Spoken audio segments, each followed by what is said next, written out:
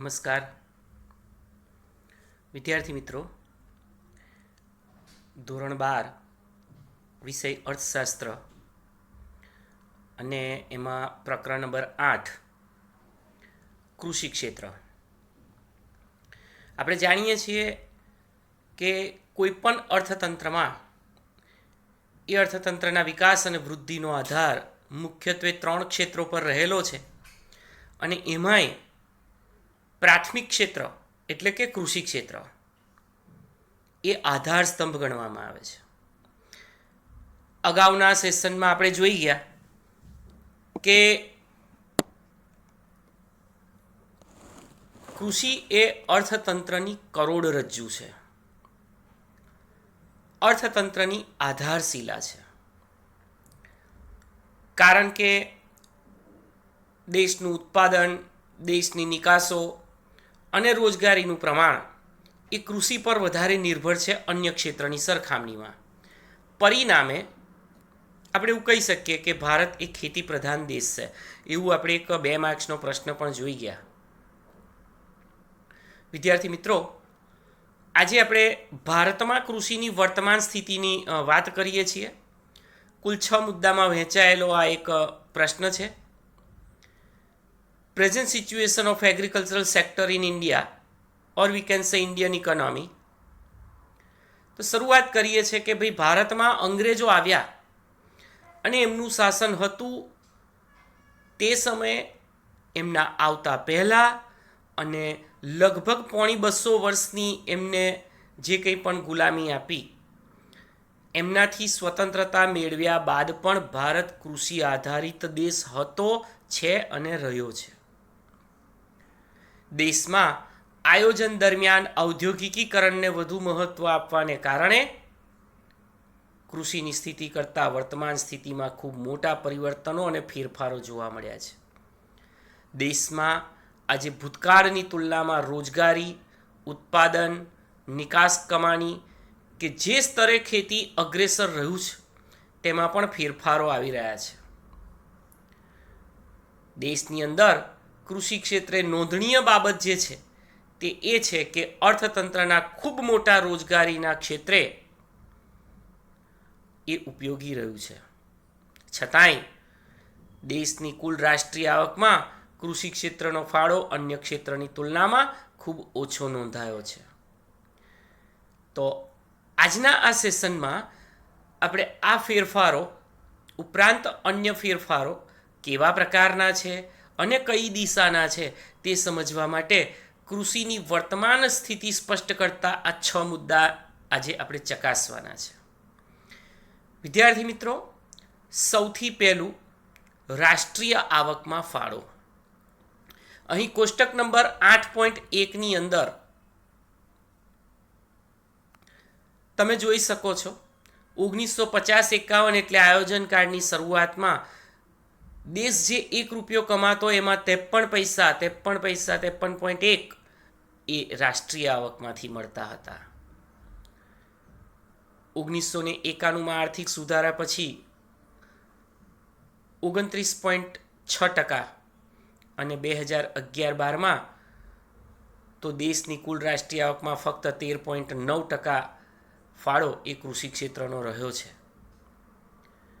આપણે આ કોષ્ટકના બધા જ આંકડા નથી ગોખવાના, પણ યાદ રાખીશું 1950-51 ત્યાં લીટી દોરો, 1990-91 ત્યાં એક લીટી દોરો અને 2011-12. કારણ કે ઇકોનોમિક સર્વે 2011 અને 12માં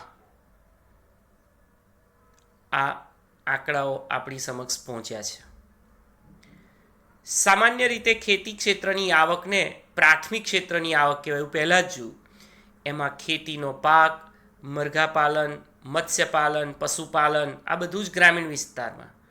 2011-12ના સર્વે પ્રમાણે 50-51માં જીડીપી એટલે ગ્રોસ ડોમેસ્ટિક પ્રોડક્ટમાં કૃષિનો ફાળો 53.1% હતો.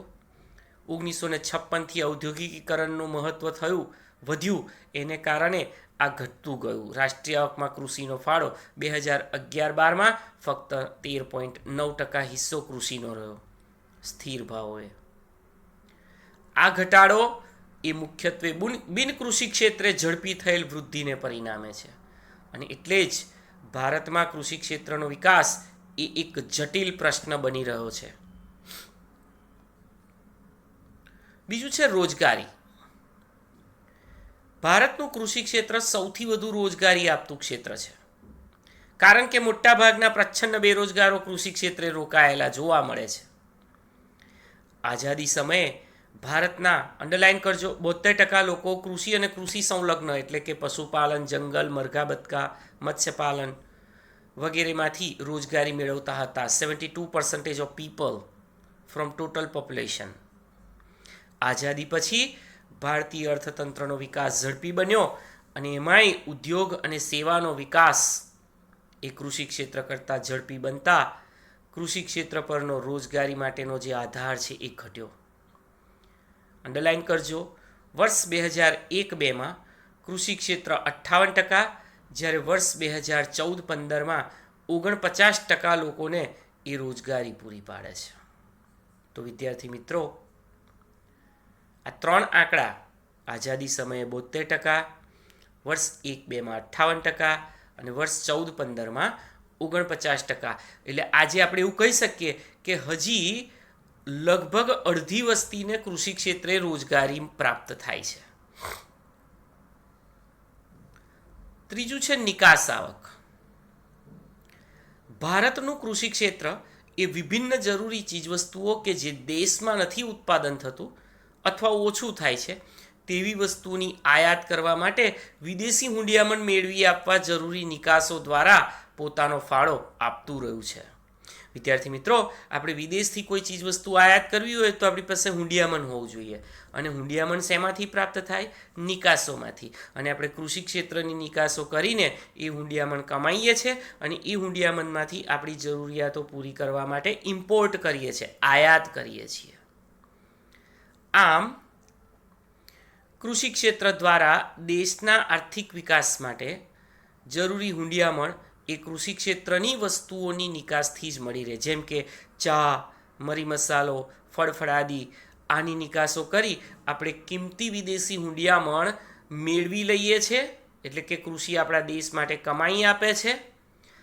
આઝાદીના સમયે ભારતની કુલ નિકાસ આવક પૈકીની 70% આવક માત્ર કૃષિમાંથી મળી રહેતી હતી.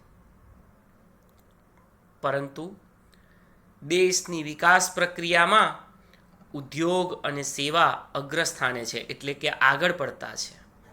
એને કારણે કૃષિનો ફાળો નિકાસ આવકમાં પણ ઘટ્યો છે.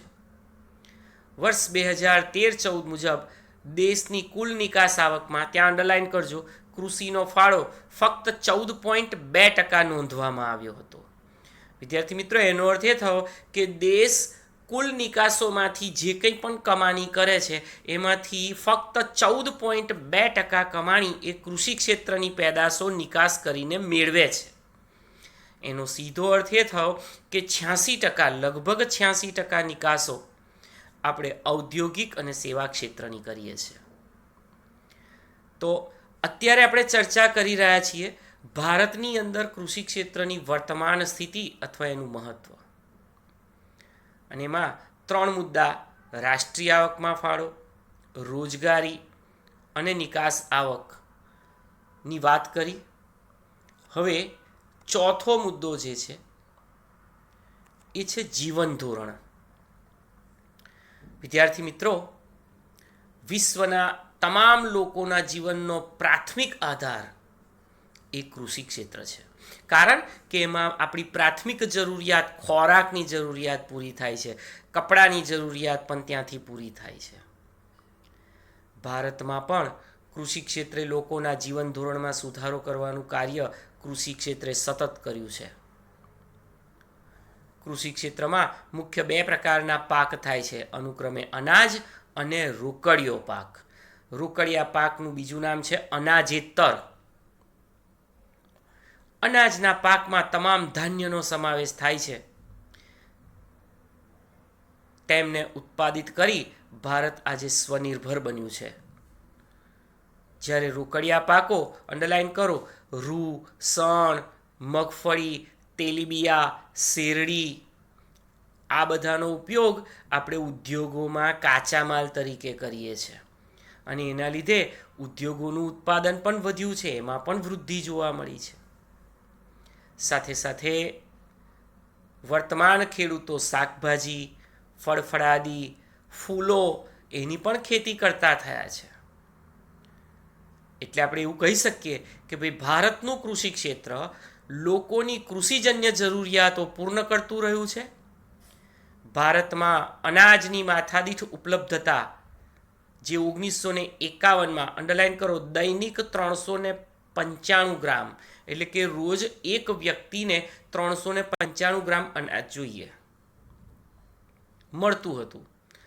તે ભારતની વસ્તીમાં જે ઝડપી વધારો થયો છતાં વધીને તે 2013માં દૈનિક 511 ગ્રામ, એટલે કે આટલી અવેલેબિલિટી વ્યક્તિ દીઠ અનાજ, જેથી કહી શકાય કે કૃષિ ક્ષેત્ર દ્વારા ભારતીય લોકોની જરૂરિયાતો ઘણા સારા પ્રમાણમાં સંતોષાતી હોવાથી લોકોનું સરેરાશ આયુષ્ય પણ વધ્યું છે. કેમ કે ભૂખમરો નથી, ગરીબી નથી. ગરીબ અને મધ્યમ વર્ગ પોતાની બેઝિક રિક્વાયરમેન્ટ પૂરી કરી શકવાને કારણે એ લોકોનું જીવન ધોરણ સુધારો પામ્યું છે. તો આ વર્તમાન સ્થિતિ છે ભારતની. 5મા પોઈન્ટમાં કહ્યું છે ગ્રોથ ઓફ એગ્રીકલ્ચરલ પ્રોડક્શન, કૃષિ ઉત્પાદનમાં વૃદ્ધિ.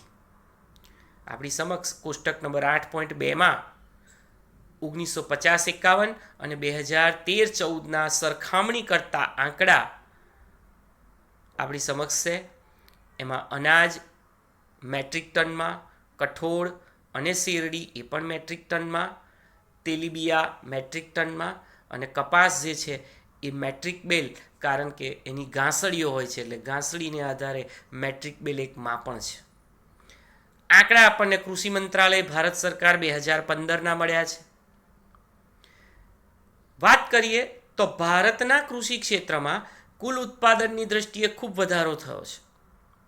અનુસૂચિ પ્રમાણે અનાજનું ઉત્પાદન વર્ષ 1950-51માં 51 મેટ્રિક ટન હતું, જે તમે જુઓ 2013-14માં વધીને 264.4 મેટ્રિક ટન થયું, જે 5 ગણા કરતાં પણ વધારે વૃદ્ધિ સૂચવે છે. કઠોળનું ઉત્પાદન 8.4 મેટ્રિક ટન હતું, તે 13-14માં વધીને 19.6 મેટ્રિક ટન થયું, જે લગભગ 2.5 ગણો વધારો સૂચવે છે. શેરડીના ઉત્પાદનની વાત કરીએ તો 1951માં 69 મેટ્રિક ટન હતું, જે 13-14માં વધીને 348 મેટ્રિક ટન થયું, લગભગ 5 ગણો વધારો એમાં પણ થયો. અહીં તેલીબિયા અને કપાસ એમાં ખૂબ વધારો થયો છે. જુઓ, તેલીબિયા 1951માં 5.1 મેટ્રિક ટનનું કુલ ઉત્પાદન વધીને 32.4 મેટ્રિક ટન, એટલે કે 6.35 ગણો વધારો એમાં થયો છે. અને છેલ્લે કપાસની વાત કરીએ તો કુલ ઉત્પાદન 1950-51માં 2.1 મેટ્રિક બેલ્સ, એટલે કે ઘાસળી હતું, જે 2013-14માં 36.5 મેટ્રિક બેલ્સ થયું, એટલે કે 17 ગણો વધારો, સૌથી વધારે વધારો એ એમાં થયો છે. જે વાવેતર હેઠળની જમીન વધવા અને હેક્ટર દીઠ ઉત્પાદનમાં વધારો થતાં તે શક્ય બન્યું છે.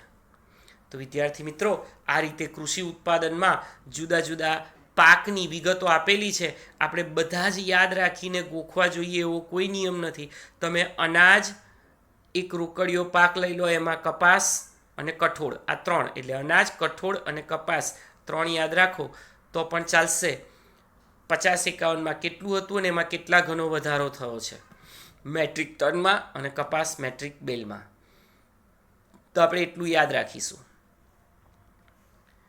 ભારતમાં કૃષિ ક્ષેત્રની વર્તમાન સ્થિતિને સ્પષ્ટ કરતો છેલ્લો મુદ્દો એટલે ઔદ્યોગિક વિકાસનો પાયો. વિદ્યાર્થી મિત્રો, ભારતમાં કૃષિ ક્ષેત્ર ઔદ્યોગિક ક્ષેત્રના વિકાસનો આધાર બને છે. કહેવાનો ભાવાર્થ કે ઔદ્યોગિક ક્ષેત્રે કાચા માલની જરૂરિયાત એ કૃષિ ક્ષેત્ર દ્વારા પૂરી પાડવામાં આવે છે. ખૂબ સરસ. અહીં ભારત દેશની અંદર ઔદ્યોગિક ક્ષેત્ર તેની ક્ષમતા અનુસાર ઉત્પાદન વધારી શકે અને શક્ય વિકાસ પણ પ્રાપ્ત કરી શકે, કારણ કે કાચો માલ એ કૃષિ ક્ષેત્ર પૂરું પાડે છે. સાથે સાથે ઉત્પાદિત વસ્તુઓ માટેનું ભારતનું સૌથી મોટું બજાર એ ગ્રામ્ય ક્ષેત્ર બને છે. કારણ એ કે ભારતની, અંડરલાઈન કરજો, લગભગ 69% વસ્તી એ ગ્રામીણ વિસ્તારમાં વસે છે. ભારતની લગભગ 69% વસ્તી એ ગ્રામીણ વિસ્તારમાં વસતી હોય છે, રહે છે. એટલે આ વસ્તી જે 69% ઓફ પોપ્યુલેશન જે છે એની આવકનો મુખ્ય સ્ત્રોત માત્ર કૃષિ ક્ષેત્ર છે. અને એટલે જ ગ્રામીણ ક્ષેત્રે ઔદ્યોગિક ઉત્પાદનની વસ્તુઓ, દાખલા તરીકે ટીવી, ફ્રીજ, બાઇક, મોબાઈલ અને અન્ય જીવન જરૂરિયાતની ચીજ વસ્તુઓ જે છે એ ગ્રામીણ વિસ્તારમાં પણ એનું માંગ વધે છે. અને એની માંગ વધવાને કારણે ત્યાં વધુને વધુ પ્રમાણમાં ઉદ્યોગો પણ પોતાની પેદાશો વેચીને પોતાનો વિકાસ પ્રાપ્ત કરી શકે છે. તો વિદ્યાર્થી મિત્રો, આ 6 મુદ્દા જે હતા ભારતમાં કૃષિની વર્તમાન સ્થિતિ. તમને 5મા પ્રશ્નમાં પહેલો પ્રશ્ન આપેલો છે, ભારતમાં કૃષિની વર્તમાન સ્થિતિની સમીક્ષા કરો. તો એ સમીક્ષા આપણે આ 6 મુદ્દા સમજાવીને કરવાની છે. એ સાથે જ ટૂંકા પ્રશ્નોમાં પણ MCQ અને સાથે સાથે એક વાક્યમાં પણ રોકડિયા પાકનું ઉદાહરણ છે, નિકાસ આવકમાં કૃષિનો ફાળો છે. આ બધી નાના પ્રશ્નોત્તર સ્વરૂપની પ્રશ્નોત્તરી પણ પરીક્ષાલક્ષી છે. ઓબ્જેક્ટિવ એ આપણે છેલ્લે લખીશું, સ્વાધ્યાયનો પહેલો, બીજો અને ત્રીજો પ્રશ્ન ચેપ્ટર પૂરું થાય ત્યારે. આજના હોમવર્કમાં તમારે તમારા સ્વાધ્યાયના 5માનો પહેલો પ્રશ્ન, ભારતમાં કૃષિની વર્તમાન સ્થિતિની સમીક્ષા કરો, એ લખવાનો છે. Thank you.